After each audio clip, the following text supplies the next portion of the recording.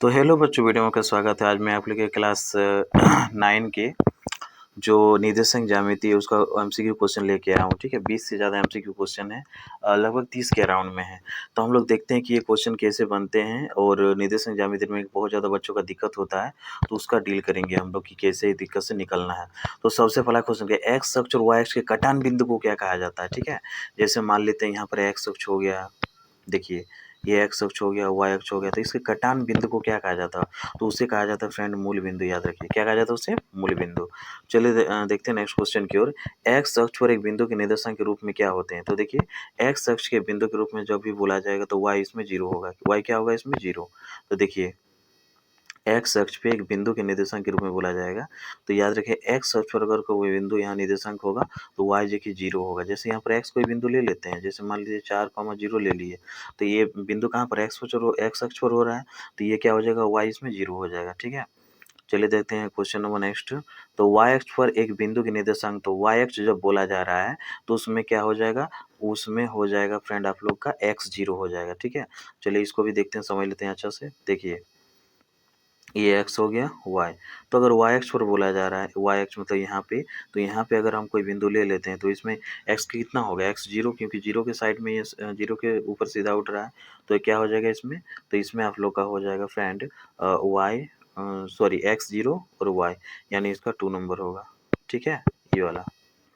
चलिए देखते हैं मूल बिंदु के निर्देशांक क्या होते हैं। जैसे कोई मूल बिंदु इस तरह का होता है जहाँ पर कटान बिंदु दोनों होता है, मूल बिंदु के निर्देशांक ये इसे कहा जाता है मूल बिंदु। ठीक है, तो ये इसका निर्देशांक कितना होगा, 0,0 होगा। ठीक है, 0,0। चलिए आगे देखते हैं। एक्स अक्ष से किसी बिंदु की दूरी को क्या कहा जाता है, तो याद रखिए एक्स अक्ष से किसी बिंदु की दूरी रहा जाता है उसे हम क्या कहते हैं, कोटि कहा जाता है। क्या कहा जाता है उसे, कोटि। ठीक है, देखिए एक्स अक्ष ले लिए, एक्स अक्ष से हम कोई भी बिंदु यहाँ पर खींचेंगे या नीचे भी कोई बिंदु खींचेंगे तो उसे क्या कहा जाता है, कोटि कहा जाएगा। याद रखिए आप कि एक्स अक्ष जो होता है, ठीक है, एक्स अक्ष उसे हम क्या कहते हैं, भुज कहा जाता है। अगर एक्स अक्ष में कोई होगा और वाई होगा तो उसे हम क्या कहते हैं, कोटि कहा जाता है। तो एक्स अक्ष पर कोई लाइन उठेगा, बिंदु उठेगा, मतलब वो वाई उठेगा। ठीक है, तो इसलिए हम उसको कोटि कहेंगे। अब देखेंगे एक्स अक्ष से किसी बिंदु की दूरी को हम क्या कहते हैं, ये तो हो गया। इसके बाद देखते हैं वाई अक्ष से किसी बिंदु की दूरी, तो याद रखिए उसका उल्टा, वाई अक्ष से कोई बिंदु की दूरी हम ले लेते हैं। मान लीजिए वाई अक्ष हो गया इस तरह का, तो इससे कोई बिंदु की दूरी अगर हम लेंगे तो वो क्या होगा, एक्स अक्ष होगा। तो एक्स अक्ष को हम क्या कहते हैं, उसे उसे कहते हैं हम भुज कहा जाता है। एक्स अक्ष को क्या कहा जाता है, भुज कहा जाता है। ठीक है, वाई निर्देशांक को क्या कहा जाता है, तो वाई निर्देशांक को हम क्या कहते हैं, तो वाई निर्देशांक को हम कहते हैं फ्रेंड कोटि कहा जाता है। क्या कहा जाता है, कोटि। ठीक है, वाई निर्देशांक को हम क्या कहते हैं, कोटि। इसी तरह का क्वेश्चन आप लोग का रहेगा। ठीक है, ज़्यादा इसमें ही नहीं करना है। फिर आगे देखते हैं हम लोग। बोला गया इसमें निर्देशांक 2, -3 का भुज क्या होगा, तो भुज हम बोले पहला वाला भुज होता है। तो इसमें से पहला क्या है, 2 है, तो 2 भुज होगा। 2 कितना नंबर के आंसर में है, 2 नंबर में तो ये आंसर हो जाएगा। ठीक है, फिर आगे हम लोग देखते हैं निर्देशांक -3, 5 का भुज क्या होगा, तो भुज हम बोले हैं क्या, पहला वाला। तो पहला वाला क्या है, देखिए पहला वाला क्या है, 3, तो 3 कौन ऑप्शन में दिया, 1 नंबर, तो 1 हो जाएगा। फिर देखते हैं निर्देशक -1, 0 का भुज क्या होगा। भुज मतलब हम बोले पहला वाला, तो वही कर दीजिए इसमें। इसमें भी होगा 1 नंबर का आंसर। ठीक है, फिर देखते हैं निर्देशांक 3, इस क्वेश्चन का 12 नंबर का निर्देशांक 3 का हमारे कोटि, तो कोटि ये वाला होगा।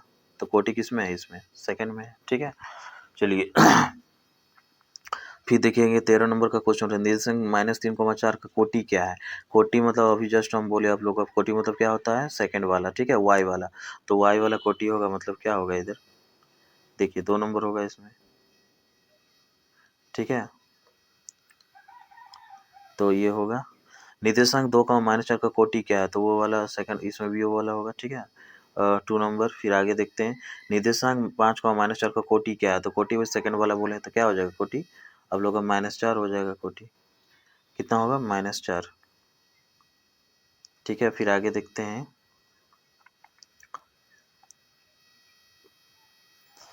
तो -3, -5 किस चतुर्थांश में है, तो देखो किस चतुर्थांश में, इसको दिखाने के लिए हम लोग ऐसे कर सकते हैं। देखिए सबसे पहला ये जो आपका होता है प्लस, सॉरी थोड़ा लाइन टेढ़ा मेढ़ा वाला, इसको लाइन सीधा सीधा करना होगा। तो देखिए पहले ये कर देते हैं ये। ठीक है, तो देखिए ये होता है प्लस प्लस, यानी दोनों प्लस होगा फर्स्ट चतुर्थांश में। ये कौन सा पहला चतुर्थांश, ये होता है दूसरा चतुर्थांश। इसमें क्या होता है, एक में माइनस होगा और एक में क्या होगा, प्लस होगा। तीसरा चतुर्थांश में क्या होगा, दोनों माइनस होगा, याद रखिए दोनों क्या होगा इसमें माइनस, ये तीसरा चतुर्थांश। और ये चौथा चतुर्थांश में क्या होगा, एक में आपका प्लस होगा और एक में क्या होगा माइनस। तो यहाँ पर देखिए, यहाँ देखना है दोनों में माइनस है तो कौन सा चतुर्थांश, तीसरा चतुर्थांश। तो हम लोग क्या कर देंगे, तीसरा चतुर्थांश को यहाँ पर आंसर कर देंगे। ठीक है, इस तरह का आप लोग देख सकते हैं। इसको डाटा को आपको लिख लेना है अच्छा से। फिर हम आगे देखेंगे, बिंदु 1,2 किस चतुर्थांश में स्थित है। तो देखिए दोनों प्लस आ रहा है, तो दोनों प्लस का बात हुआ था कौन चतुर्थांश में, पहला चतुर्थांश में। ठीक है, क्या होगा इसमें, पहला चतुर्थांश। फिर हम देखते हैं नेक्स्ट क्वेश्चन, बिंदु 3,-1। तो पहला देखिए ये वाला जो होता है प्लस कॉमा, देखिए प्लस कॉमा माइनस, ये वाला कौन चतुर्थांश में, चौथा चतुर्थांश में होता है। तो ये हो गया चौथा चतुर्थांश। ठीक है, फिर हम लोग देखते हैं बिंदु -1,0 किस चतुर्थांश या किस अक्ष में स्थित होगा।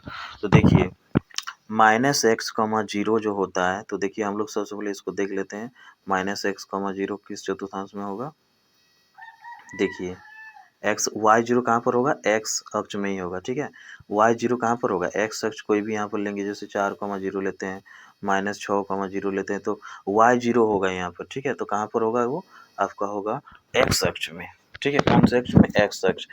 फिर हम देखते हैं बिंदु 0,-4 किस चतुर्थांश में होगा। तो देखिए 0, जो -4 होगा वो कौन सा चतुर्थांश में होगा, वो होगा आपका y अक्ष में होगा। ठीक है, चतुर्थांश तो ऑप्शन नहीं है, अक्ष दिया गया तो y अक्ष होगा इसमें। फिर आगे देखते हैं हम लोग 2,-5 किस चतुर्थांश में होगा। तो देखिए 2,-5 मतलब क्या क्या हो रहा है, प्लस कॉमा माइनस। तो किस में होता है, प्लस कॉमा माइनस वाला, तो आपका चौथा चतुर्थांश हो जाता है। आकृति में p का निर्देशांक ज्ञात कीजिए। जैसे आकृति इसमें दिया गया है तो आकृति वाला क्वेश्चन से मिसिंग रहेगा। क्यों मिसिंग रहेगा, क्योंकि आकृति इसमें छापा नहीं गया है। तो देखिए उम्मीद करते हैं आपको वीडियो पसंद आया होगा। अगर आपको वीडियो पसंद आया है तो चैनल को सब्सक्राइब कर लो, जो नए स्टूडेंट है क्लास 9 के। ठीक है, तो इसमें क्लास 10 का और 9 का भी, सभी का, साइंस का, इंग्लिश का, इवन मैथ का भी वीडियो बना रहा हूँ। ठीक है, तो सभी का वीडियो बनाया जाएगा। आप लोग इसको चैनल को सब्सक्राइब करके रखिए, काफ़ी आपको एग्ज़ाम में काफ़ी हेल्प मिलेगा आपको। धन्यवाद।